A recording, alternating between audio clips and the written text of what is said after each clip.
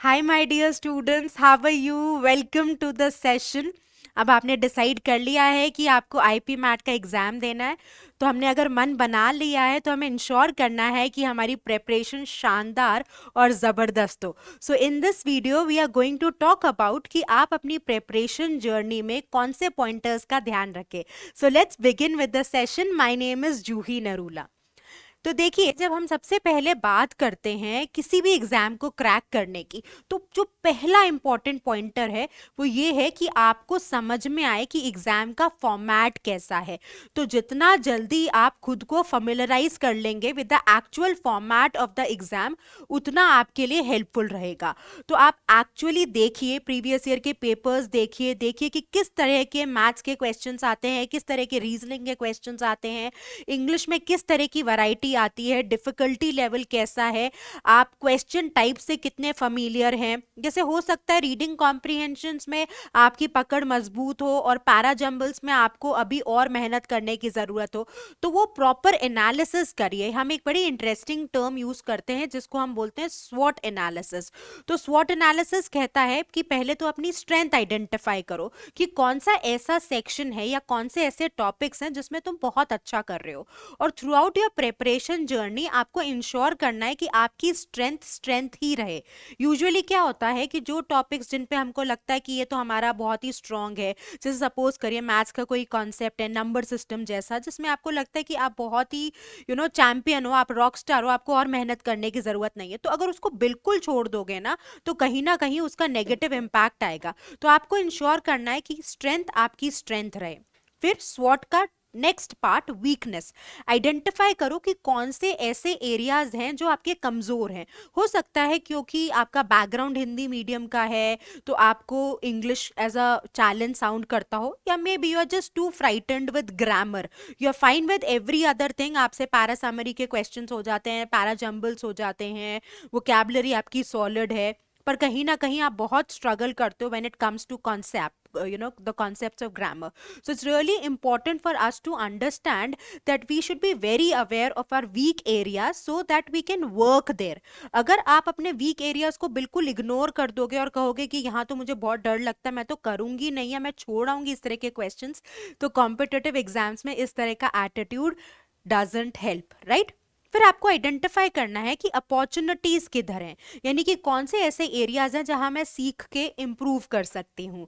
और लास्ट होता है थ्रेट, कि कहाँ मुझे बहुत ही डर लगता है। देयर सर्टेन टॉपिक्स जहां बिल्कुल छूना ही नहीं चाहते, तो वहां पे आपको एक्सपर्ट गाइडेंस, टीचर की हेल्प जरूर लेनी चाहिए, राइट? तो मेरा पहला सजेशन आपको डेफिनेटली ये रहेगा कि अंडरस्टैंड द एग्जाम फॉर्मेट। समझिए कि कितना टाइम का पेपर है, कितने क्वेश्चंस आते हैं, राइट? हमने पहले एक डिटेल वीडियो बनाया है explaining everything about IPMAT, तो आप उस वीडियो को जरूर देखिए अगर आपने मिस कर दिया है तो। एक बार फॉर्मुलैरिटी हो जाएगी एग्जाम स्ट्रक्चर से, तो फिर आप अपना गेम प्लान सॉलिड तरीके से बना सकते हो। एंड लाइक आई सेड, जब भी आप पेपर दो, कोई मॉक टेस्ट देखो या प्रीवियस ईयर के क्वेश्चंस देखो, तो आप सिलेबस देखो, तो आप स्वॉट एनालिसिस जरूर करो, आइडेंटिफाई करो आपकी स्ट्रेंथ्स, आपकी वीकनेसेस, आपकी अपॉर्चुनिटीज और आपका थ्रेट, राइट? तो जो नेक्स्ट इंपॉर्टेंट पॉइंटर है, क्रिएट अ स्टडी स्केड्यूल, बहुत ही जरूरी है। देखिए, अगर कॉम्पिटिटिव एग्जाम को क्रैक करना है, आईआईएम्स तक पहुंचना है, तो हम रैंडम प्रिपरेशन नहीं कर सकते। हमारे पास एक प्रॉपर स्केड्यूल होना जरूरी है, राइट? तो ये आप अपनी अवेलेबिलिटी के हिसाब से देखोगे। देखिए, हो सकता है कोई 11th स्टैंडर्ड का स्टूडेंट इस वीडियो को देख रहा हो, उसने मन बना लिया है कि मैं 12th के बाद आईपी मैट का एग्जाम दूं, या हो सकता है अभी आप 12th में हो, आपके पास बोर्ड का भी प्रेशर है, राइट? और अब आप सोच रहे हो कि आफ्टर बोर्ड्स आप आईपी मैट के लिए अपियर करोगे, या फिर आप एक ड्रॉपर हो सकते हो जिन्होंने एक ईयर ड्रॉप किया और प्रेपरेशन कर रहे हैं। तो तीनों ही केसेस में आपका जो स्टडी स्केड्यूल है वो वेरी करेगा, right? In accordance with how is your time availability. अब अगर आप फिजिक्स केमिस्ट्री मैथ्स के स्टूडेंट हो, तो हो सकता है आपका स्कूल के बाद बहुत सारा टाइम सेल्फ स्टडी और प्रेपरेशन में जाता हो अपनी कोर सब्जेक्ट्स का, राइट? ऐसा कॉमर्स में भी हो सकता है, ऐसा ह्यूमैनिटीज के स्टूडेंट्स का भी हो सकता है। तो इसलिए बहुत ही इंपॉर्टेंट है कि आप आइडेंटिफाई करो कि कहाँ से आप अपना टाइम निकाल पाओगे आईपी मैट की प्रेपरेशन के लिए, राइट। अगर आप 11th में हो तो आप कोशिश करो कि आप ज़्यादा टाइम दो, क्योंकि 11th में क्या है, हमारे पास बोर्ड का प्रेशर नहीं होता, तो रिलेटिवली हमारे पास बैंडविड्थ ज़्यादा है। तो आप कोशिश करो एटलीस्ट 3 घंटे तो ज़रूर दो। When it comes to the 12th standard, अब आप वैसे ही बहुत ऑक्यूपाइड हो, जब आप ये वीडियो देख रहे हो आपके पास वैसे ही बोर्ड्स का प्रेशर है, तो आप कोशिश करो इफ नॉट मोर दिन के कम से कम 1.5 से 2 घंटा निकाल सको। एंड अगर आपने एक ईयर ड्रॉप ले रखा है, फिर आप आसानी से 6 से 7 घंटे पढ़ सकते हैं। तो आप कोशिश करिए कि आप इफेक्टिव प्रेपरेशन करें और एक इस तरीके से अपना टाइम डिस्ट्रीब्यूट करें कि जो आपको सेक्शन डिफिकल्ट लगता है उसको आप अच्छे से टाइम दे पाएं, जो क्वेश्चंस आप जिसमें आप कॉन्फिडेंट हैं, जिसमें आप बहुत स्ट्रांग फील करते हैं, उसके आप 2-3 सवाल ज़रूर कर लें, और आप हर सब्जेक्ट को छुएं ज़रूर, राइट। इक्वल डिस्ट्रीब्यूशन नहीं, इफेक्टिव डिस्ट्रीब्यूशन। तो जिस सेक्शन में आपको लगता है जितनी ज़रूरत है उस प्रकार उसको आइडेंटिफाई करते हुए आप टाइम को डिस्ट्रीब्यूट करें, right. Next important thing, use reliable sources. तो जहां से भी आप प्रेपरेशन करते हो, बुक्स मटेरियल, उसका authentic and in sync with the actual exam होना जरूरी है, राइट। अब आपने एक रीडिंग कॉम्प्रिहेंशन कर लिया, आपने 10 प्रैक्टिस कर लिया एक बुक से, और आपने बाद में रियलाइज किया कि इसका डिफिकल्टी लेवल तो बहुत आसान है with the actual IPMAT difficulty level, तो वो आपको एक फॉल्स कॉन्फिडेंस दे रहा है और वो हमें बहुत हेल्प नहीं कर रहा, राइट। इसलिए बहुत ही जरूरी है कि जहां से भी जो भी सोर्स आप लो, जो भी बुक्स आप कंसिडर करो, वो राइट हो, वो रिलायबल हो, right. And then it is important to have right study techniques, right. अब स्टूडेंट्स क्या करते हैं, कई बार एक प्लानर भी बना लेते हैं, मेहनत भी करने लग जाते हैं, पर उनकी जो अप्रोच होती है, जो स्ट्रैटेजी होती है, वो कहीं ना कहीं वीक होती है। जैसे स्टूडेंट्स ये रियलाइज नहीं कर पाते कि पहले मेरा एक सॉलिड फाउंडेशन होना ज़रूरी है, मेरी कॉन्सेप्ट क्लैरिटी होना ज़रूरी है। एक बार मेरी कॉन्सेप्ट क्लैरिटी बिल्ड हो गई तो जो मेरा नेक्स्ट स्टेप होगा वो होगा to learn the right strategy, right, कि पेपर में आप कैसे सॉल्व करोगे। तो कोई भी कॉम्पिटिटिव एग्जाम को क्रैक करने के लिए 2 चीज़ों की ज़रूरत है। पहला इंपॉर्टेंट पॉइंट होता है कि आपको कॉन्सेप्ट पता हो, दूसरा इंपॉर्टेंट पॉइंट है कि जो आप जिस तरीके से पेपर को सॉल्व करेंगे वो स्ट्रैटेजी करेक्ट हो, राइट, यानी कि effort in the right direction. पर कई बार स्टूडेंट्स एफर्ट तो बहुत करते हैं पर effort in the right direction नहीं होता। इसके लिए बहुत ही असेंशियल है कि आपकी जो स्टडी टेक्निक्स हो इफेक्टिव हो, बैंग ऑन हो, स्पॉट ऑन हो।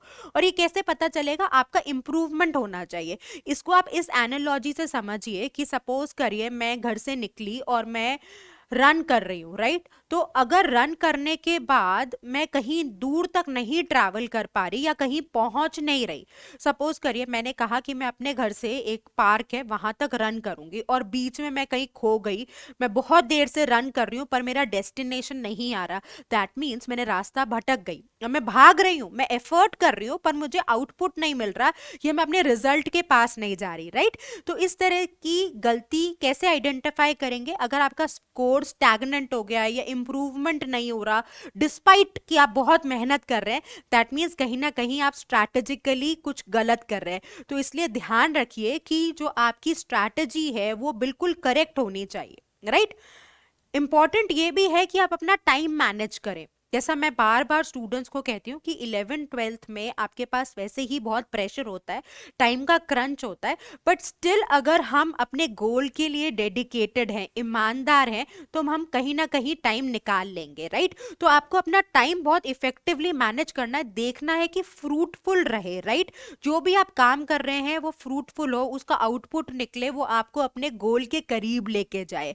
तो आप देखिए कि आप किस तरह से अपने डिस्ट्रैक्शंस को कंट्रोल कर सकते हैं। अब आपके पास ये कुछ ही महीने बचे हैं और ये बहुत क्रूशियल है, तो यहाँ पर डिस्ट्रैक्शन को कंट्रोल करने के लिए देखिए, कहीं आप सोशल मीडिया तो ज़्यादा नहीं कर रहे, टीवी ज़्यादा नहीं देख रहे, सीरीज में ज़्यादा तो अपना टाइम नहीं कंज्यूम करवा रहे, राइट, बहुत ज़्यादा फ्रेंड्स के साथ नहीं जा रहे, क्योंकि देखिए हमारे पास लिमिटेशन है, हमारे पास समय तो 24 घंटे ही है, उसमें हमने सब कुछ मैनेज करना है। तो हमें ये देखना पड़ेगा कि कहीं हमारा टाइम वेस्ट तो नहीं हो रहा। जैसे आपने सोचा कि मैंने 1 घंटे की पढ़ाई कर ली, अब मैं 10 मिनट का ब्रेक लिया और 10 मिनट आप इंस्टाग्राम पे रील्स देखने लग गए, कुछ टाइम बाद हमने रियलाइज किया कि आधा घंटा बीत गया था। तो आधा घंटे का मतलब है आप इंग्लिश के कम से कम 3 रीडिंग कॉम्प्रिहेंशन पैसेजेस कर सकते थे, राइट। तो एक significant part of your preparation हो जाता।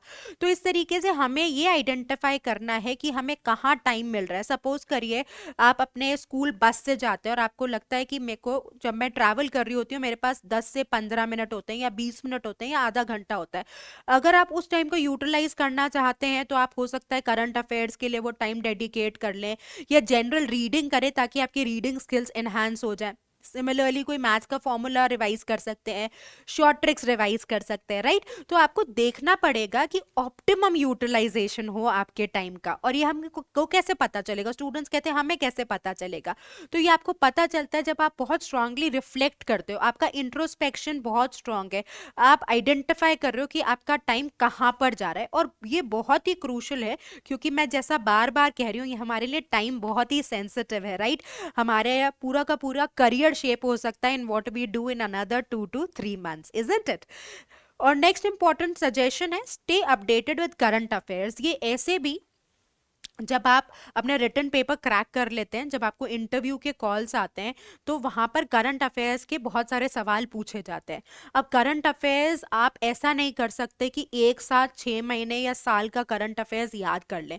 तो आपके लिए इंपॉर्टेंट है कि जो एटलीस्ट 10 से 12 इंपॉर्टेंट न्यूज़ हैं दिन की वो आइडेंटिफाई करें और उसके बारे में कुछ रीड करें।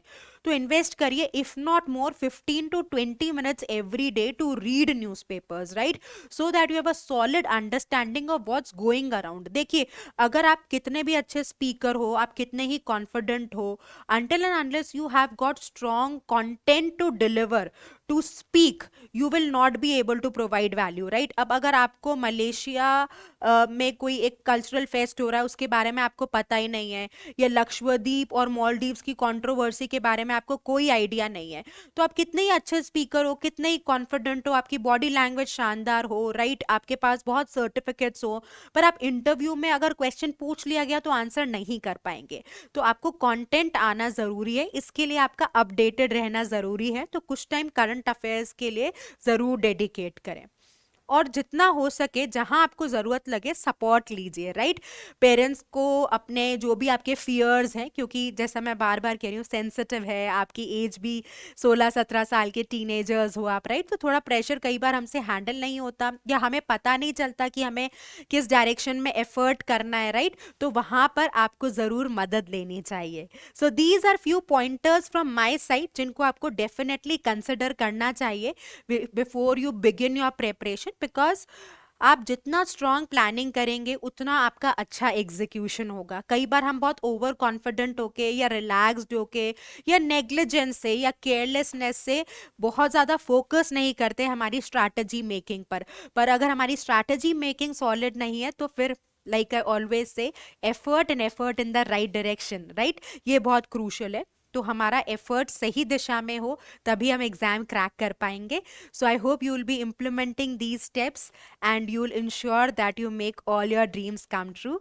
Keep working hard, stay consistent, all the best.